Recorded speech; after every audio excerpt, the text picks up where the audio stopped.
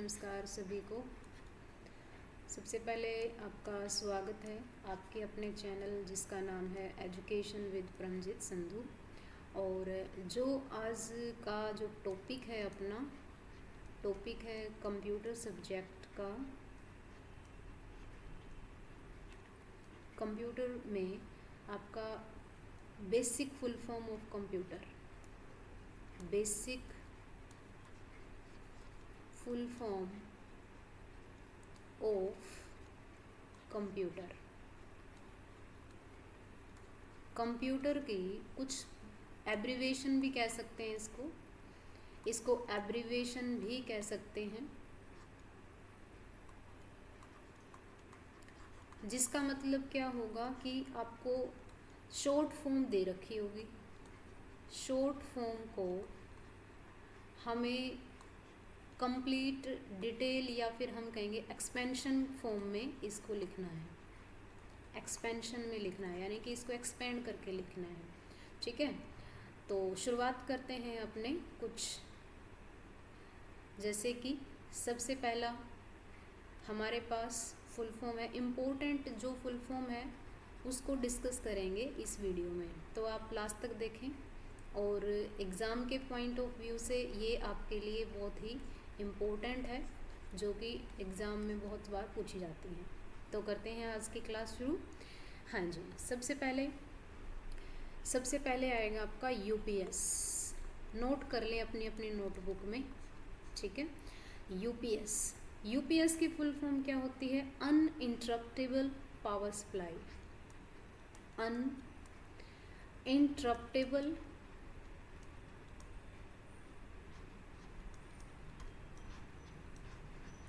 Power supply. जैसे कि हम बात करें, इसका जो यूज़ है, यूपीएस का यूज़ पावर बैकअप के लिए यूज़ किया जाता है। पावर बैकअप के लिए यूज़ किया जाता है।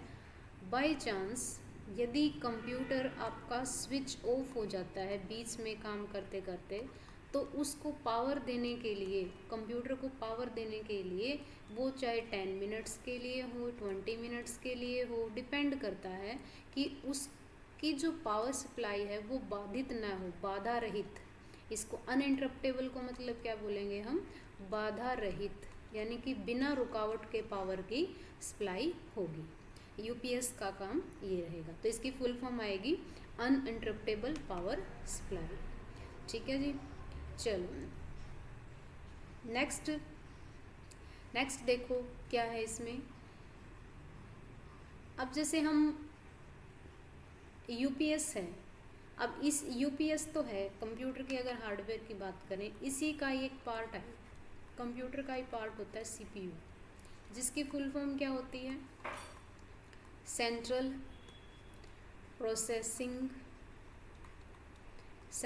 Processing unit. जिसका मतलब क्या है? Central processing unit. एग्ज़ाम में ऑप्शन में कई बार कंट्रोल दिया होता है, कंट्रोल आपका नहीं आएगा। ठीक है, कंट्रोल यहाँ पे नहीं आएगा, इसलिए इसकी फुल फॉर्म क्या बनेगी? सीपीयू। अब सीपीयू के ही फर्दर पार्ट होते हैं, पहला पार्ट है एएलयू, जिसकी फुल फॉर्म क्या होगी? Arithmetic logic unit.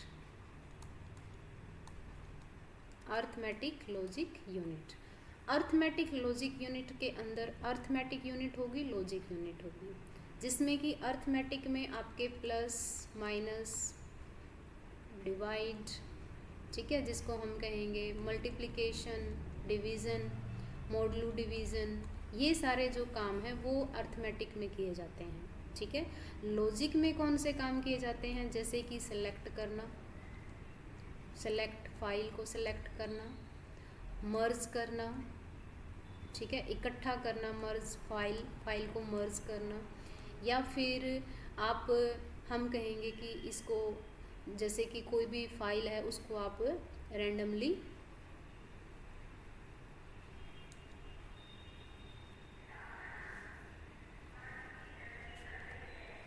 इसको हम क्या कहेंगे?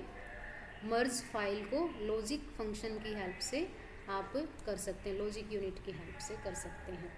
उसके बाद है अपना CU। CU का मतलब क्या होगा? Control unit. इसका मतलब क्या है? Control unit. Control unit. एक होता है आपका MU, जिसका मतलब होगा मेमोरी यूनिट, जिसका मतलब क्या होगा? Memory unit. फिर है मेमोरी यूनिट में ही एक आता है आपका RAM, जिसको हम कहेंगे random access memory. Random access memory, ठीक है, जो कि क्या है? एक वोलेटाइल मेमोरी है। ये कैसी मेमोरी है? वोलेटाइल मेमोरी है, जो कि पावर आपकी स्विच, पावर अगर ऑफ हो जाती है, इसका मतलब क्या है कि यदि पावर सडनली ऑफ हो जाती है, नहीं है, तो डाटा आपका क्या हो जाएगा? रिमूव हो जाएगा। डाटा क्या होगा? रिमूव होगा, ठीक है। एक होता है आपका रोम। रोम क्या है? Read only memory. Read only memory, जिसमें जो डाटा है वो आपका परमानेंट स्टोर किया जाता है, इसीलिए इसको हम क्या बोलेंगे? Non volatile memory. अब इसमें मतलब क्या है कि यदि यहाँ पे पावर नहीं है तो भी डाटा आपका कंटेंट रहेगा, यानी कि रिमेन रहेगा, डाटा रिमेन, इसके अंदर डिलीट नहीं होगा, ठीक है। इसलिए इसको वोलेटाइल और इसको नॉन वोलेटाइल बोलेंगे। चलते हैं नेक्स्ट। अब जैसे कि इसके अंदर आपका रोम के जो पार्ट हैं उनकी फुल फॉर्म भी कई बार पूछी जाती है। यदि रोम के पार्ट की बात करें तो उसके अंदर पहला आएगा आपका पी रोम। पी रोम, जिसकी फुल फॉर्म क्या है? जिसकी फुल फॉर्म है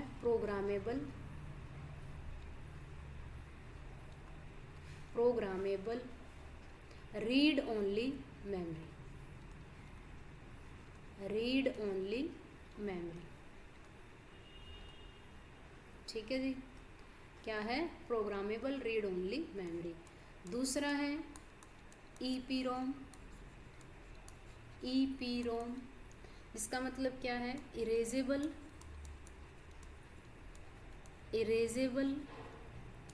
programmable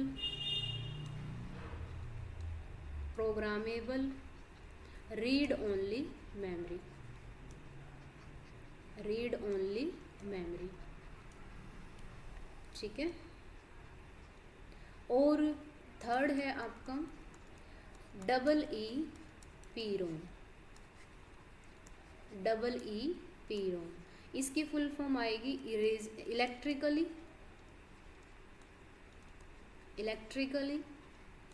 erasable read only memory.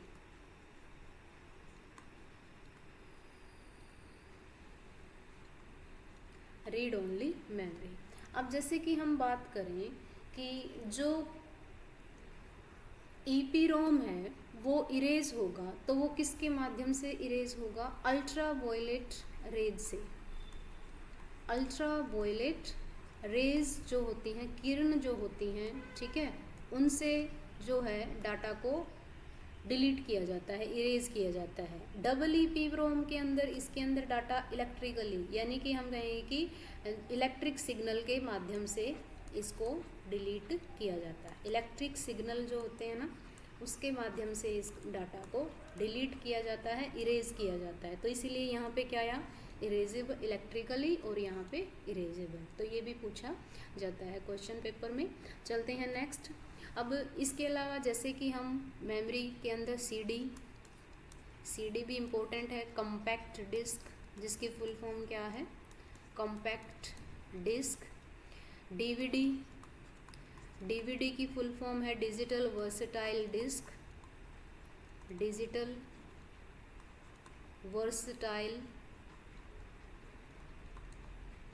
Versatile disc. और जैसे कि इसके अलावा हम बात करें CDRW, जिसमें कि कॉम्पैक्ट डिस्क रीड राइट बोला जाता है। कॉम्पैक्ट डिस्क रीड राइट जिसमें कि डाटा आपका रीड भी किया जा सकता है और राइट भी किया जा सकता है। इसके अलावा जैसे कि हम बात करें CDR, अगर सिंपल है वो रिकॉर्डेबल आएगा, ठीक है। Compact disc recordable, compact disc recordable,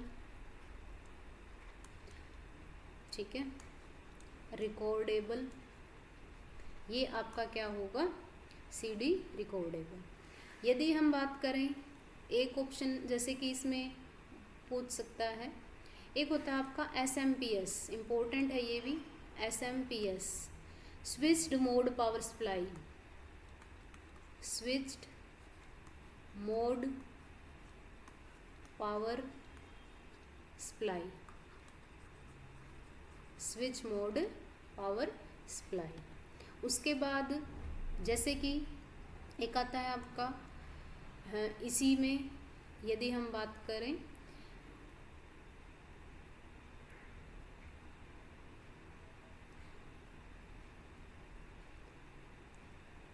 RISC और SISC, reduced instruction cycle, reduced instruction cycle,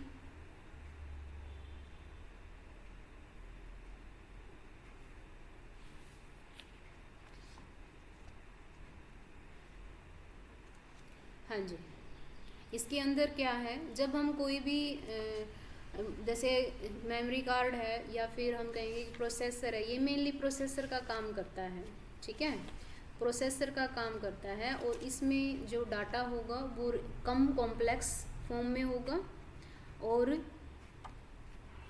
जो कि रिड्यूस्ड फॉर्म में होगा, ठीक है। तो डाटा कैसा होगा आपका, रिड्यूस्ड फॉर्म में होगा।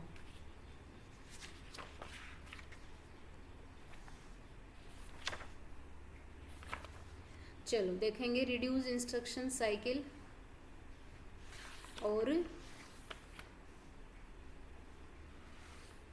CSIC,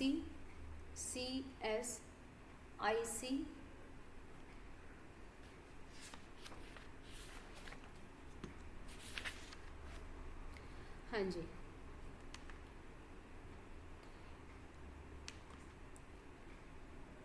इसमें आपका रिड्यूस्ड आएगा, REDUCED,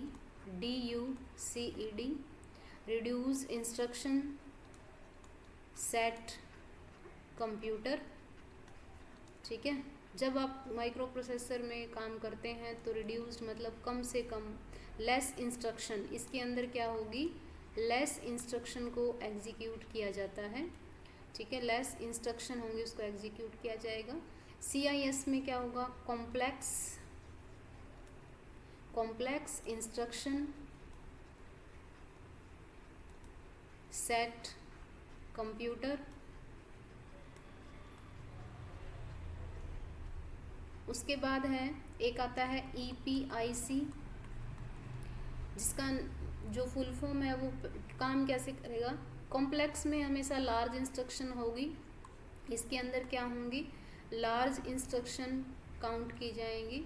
और EPIC होगा एक्सप्लिसिटली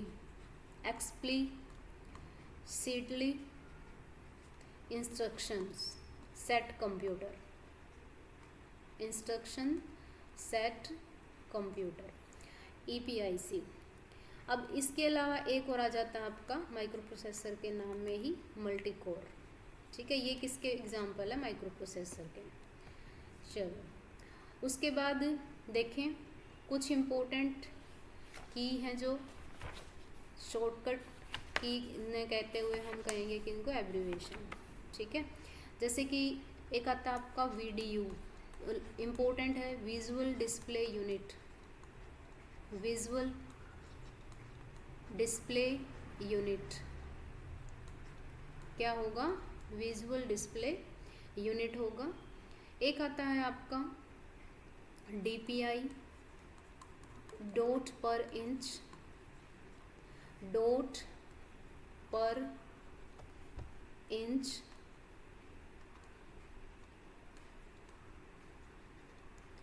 और एक होता है आपका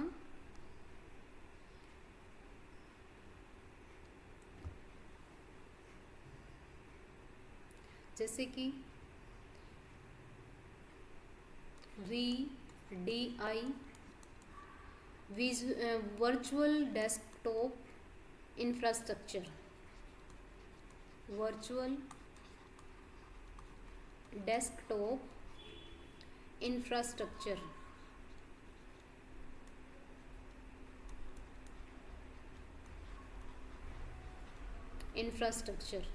उसके बाद है MPEG कुछ फाइल के नेम होते हैं, जैसे कि हम इस नेक्स्ट पेज पे करेंगे, ठीक है। जैसे आपका एक वर्ड आता है आपका MMS, ठीक है, MPEG। जैसे इसमें जो है MMS का मतलब क्या होता है, multimedia message servicing, multimedia messaging service,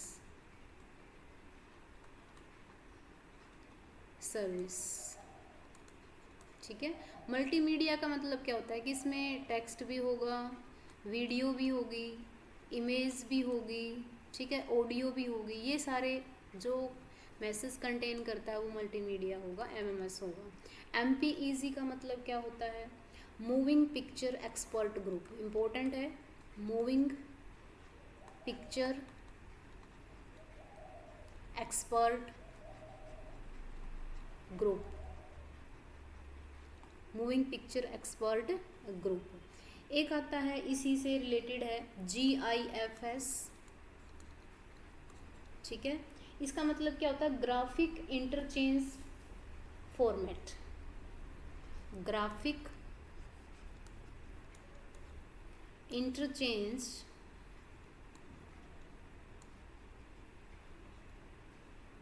interchange format,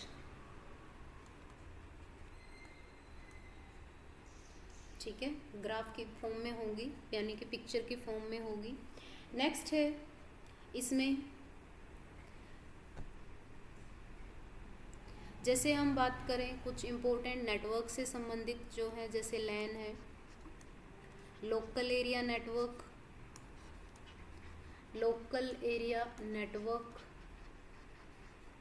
ठीक है, metropolitan area network, पॉलिटन area network,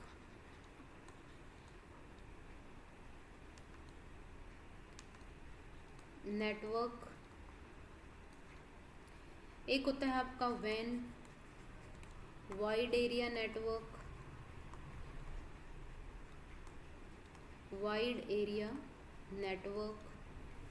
ठीक है, एक होता है आपका PAN, पर्सनल एरिया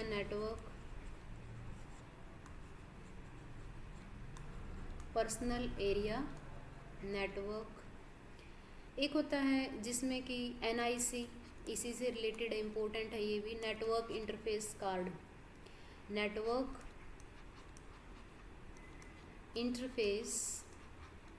कार्ड, जो कि LAN में यूज़ किया जाता है, ठीक है, वाईफाई कार्ड के रूप में यूज़ करते हैं इसको कनेक्टिविटी के लिए।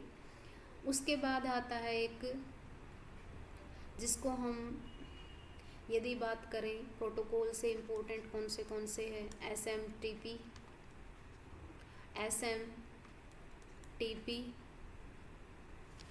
ठीक है, उसके बाद है HTTPS।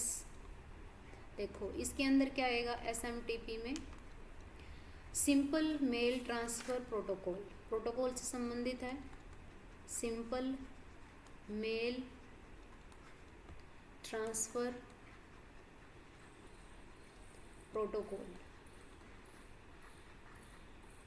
HTTP hyper text transfer protocol, hyper text transfer protocol service, secure बोलते हैं जिसको, प्रोटोकॉल सिक्योर, सिक्योर के लिए इस एस का यूज़ किया जाता है, ठीक है। उसके बाद है SNMP, SNMP, SNMP जिसका मतलब होगा simple network, simple network, network management protocol, management protocol,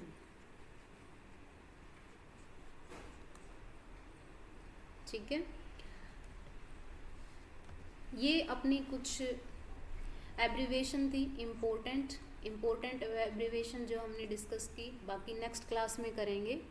तो आज के लिए इतना ही, थैंक यू सो मच।